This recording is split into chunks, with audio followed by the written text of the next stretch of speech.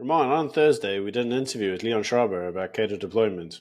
Yeah, you had internet problems, mate, because unfortunately you live in an area that's had lots of cater deployment and you lost your internet because nothing works because of cater deployment.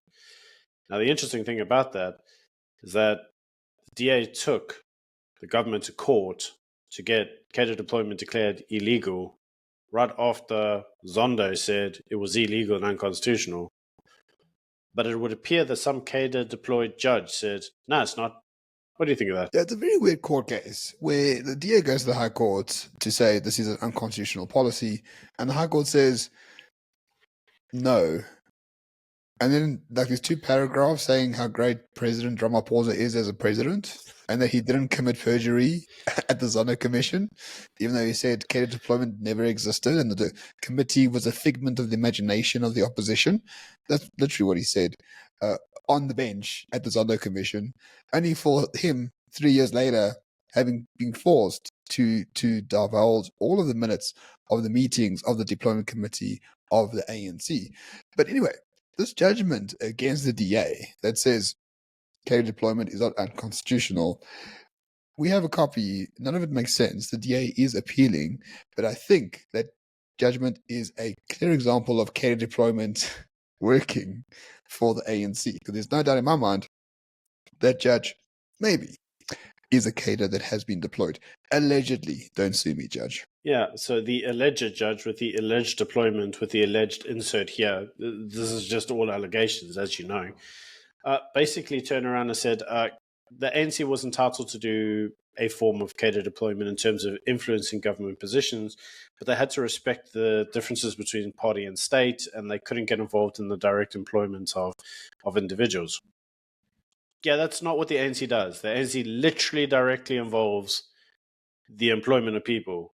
In fact, as we've seen from the cater employment records, that people within the ANC, including government ministers like freaking bloody Gordon Praveen, I mean, that's pretty serious, man. I mean, he's a very senior member of staff. He has himself been disciplined by the cater deployment committee for making decisions without running it through the cater deployment committee. So that tells me, and everybody with a brain cell, that the cater deployment committee is like one of the most fundamental, important committees within the ANC, and is directly responsible for doing things like influencing the role and the opinion of the Chief Justice of the Constitutional Court, the most supreme court we have. And then we have some judge within the High Court who basically goes, yeah, but we don't see it as that bad. I mean, as long as the ANC respects its boundaries, it should be fine. It's like, mate, the whole purpose of the case is that they don't respect the boundaries. So it's kind of like, I had to wonder, Ramon, were they listening to the same case? Were they actually following the evidence, or were they just having a preconceived outcome of Ramaphosa is a good guy, there is no such thing as cater deployment, and even if there was, it's a good thing. Who knows? We can't really speak for the judge or go into their head, but talking about the cater deployment minute meetings, this one really takes the cake. It's the nuclear regulator, and it basically says we need 8 people. We've got 8 people. They're all ANC members. The chairman's an ANC person. Great. Approved. Like, that's it. Like, that's literally the decision. At this nuclear energy regulator, like how can that be like ideological? You deploy cadres for ideology, but they still deploy them to the nuclear energy regulator, the regulator of nuclear energy. You know, the stuff that can blow up half the country if not done correctly. I mean, assuming we had nuclear energy, which we don't. But even that, they're like, oh no, here's 8 ANC guys. Perfect. They are therefore deployed to become the energy regulator. It's like a giant family WhatsApp group that controls the entire country. That's essentially what the deployment committee is. Now, you may look at that statement and say, well, you guys are being hyperbolic. I mean, it's a WhatsApp group that runs the country. Yeah, it's literally a WhatsApp group. They literally WhatsApp each other on who they should employ to basically senior positions. Even Propaganda 24 ran an article basically saying how the ANC WhatsApp group played with the fates of the country. Even News 24 acknowledges the role this played. I mean, it's literally they've made all the decisions that affect us on WhatsApp. Yeah, this is the way the ANC rolls, man. I can't see what could go wrong. How about you? Yeah, I mean, I would love to be on that WhatsApp group. I mean, my WhatsApp group, we just share memes and like racist stuff against, white people. But in this WhatsApp group, you can literally control who's going to be a judge of the High Court or like the CEO of ESCOM or something like that. Yeah, it's nice. It's nice. I mean, the judgment did make it clear that there is a bright golden line between party and state, but somehow the learned deployed judge cannot tell that the WhatsApp group is quite evident in showing that that bright golden line between party and state does not fucking exist for the ANC. It is as obvious as it is true. And all those people that mocked us for years for saying cadet deployment's a major issue, how do you feel now? We knew it. We told you. Long time ago. And you may say, okay, well, what's the problem? Now, you may recall that the ANC adopted their cadet deployment policy in 1997. Yeah, in Mandela's era, by the way, let's just remember that for all you. But they were the good guys.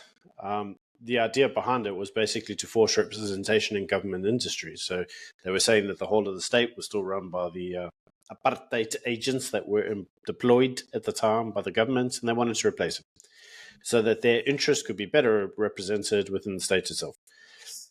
We understand why they did that, but, it really started to become a position of like, Sipho, his son needs a job. How about CEO of ESCOM? Yeah, okay.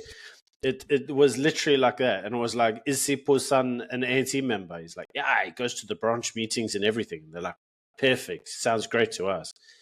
And everybody else was like, surely you need to have like a MBA and know how to run a business and read balance sheets, like, know a little bit of electricity. And the ANC was like, no, weren't you listening? He goes to branch meetings. Yeah, he's perfect. That's why nothing works. And would you know it? It's also why they went out there and looted the crap out of everything, because, well, why not? I mean, what was the potential sanctions? You weren't going to give him a job? I mean, of course you were going to give him a job. I mean, he goes to branch meetings. Weren't you listening? Yeah, this is dumb. Some might say it's retarded, hence the term retardanistan. If you had to look at the two things that have destroyed this country, it's cadet deployment and Praveen Gordhan. But, I repeat myself, cadet deployment, where you have put every retard in every position of power, that destroys that institution. ESCOM, my friends, cheap, abundant energy for 80 years. Cadet deployment happens, boom, dead. Cadet deployment is the reason why we have high unemployment rates, why we are a shithole, why we are a retarded country. And Praveen Gordhan, because, well, he blew the deficit on bullshit as well. So those are the two reasons why this country has gone to the dogs. But the DA, as we spoke to Leon Schreiber, the DA says this fight has only just started. Number one, they confirm cadet deployment is real. Number two, they can see how it works. And now they are trying to make it illegal as well, and they will going to appeal the court case. But fundamentally, Byron, cadet deployment is something that we knew existed, and we sort of knew how it worked in the first place. So I don't think this is anything new to us. But once the ANC goes, how the hell are you going to get rid of all the cadres in the state? That's going to be a big job for whoever takes over. Yeah, because let us not forget that one of the reasons they denied cadet deployment exists in the first place is because if the ANC loses power, then everybody would say all the people in senior positions were cadres and should be fired. And they want to be like, no, of course, Sipho, who only has a matric and possibly only passed grade 8 or standard 8, mathematics, knows exactly how to run an accountancy firm. And everybody would be like, don't be daft. They're like, it's like meritocracy. Yeah, it's not. And we all know it. So clearly, the deep state is going to be a massive issue for any individuals. But, I did ask this question of Leon Schreiber. I'm going to repeat it again. And that is, so we know what we knew. We know really further down the line. We just have evidence that we know what we knew. And so the question is, so what? And the reason that question is important is because Gwede Mantashe himself has come out and said to the DA directly, you can make it illegal. You can tell us not to do it. You can say whatever you want. We're going to do it anyway because we don't care. It's part of our policies, and off we're going. So I suppose, Ramon, the question is, we now know what we always knew. Who cares? Like, it's still retard to understand. You're not going to get rid of the cadres in the States because they're so entrenched. So now what? Well, the only other solution is to make us dictators. And, that's how you solve a real issue in South Africa. But we love our democracy, and therefore I hope you like democracy good and well, because it is treating you very shit.